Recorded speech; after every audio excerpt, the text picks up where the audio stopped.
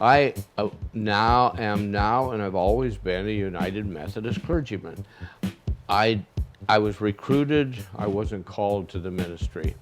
In other words, God didn't reach down and grab me by the ass. Might have been if God was a female, but as far as I know, I don't sure what God is, but I feel that God is the spirit of truth in the historical process.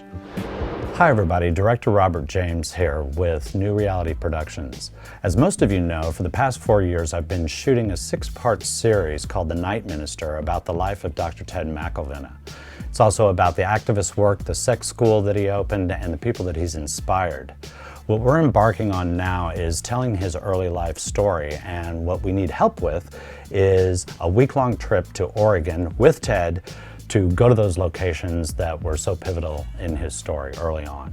Ted's story starts at a Native American reservation with his Methodist minister father. My father wanted to be a missionary, and so they assigned him to actually be a missionary to the Indians in the Pacific Northwest.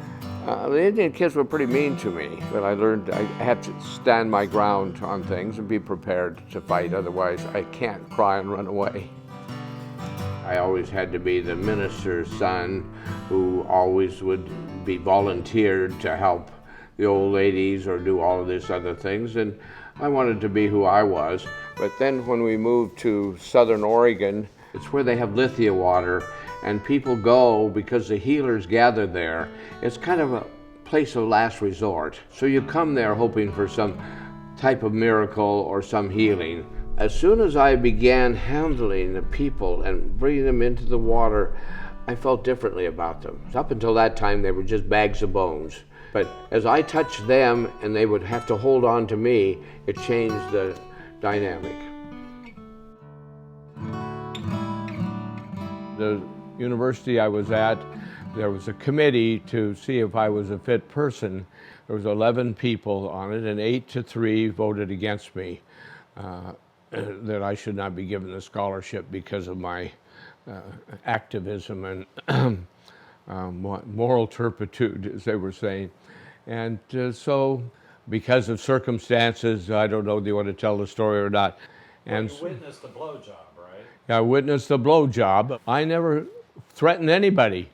I just said I'd like to have a meeting, and suddenly the scholarship came to me, and so I took it, and I headed off to, I could go any place I wanted, and that was very, very nice for me. You heard a couple of these stories from Ted, but you know, there's so many more, and they're going to be all over the state of Oregon. From him becoming a hatchet-throwing expert to becoming a table tennis champion to swim programs that he developed for the Red Cross and the YMCA.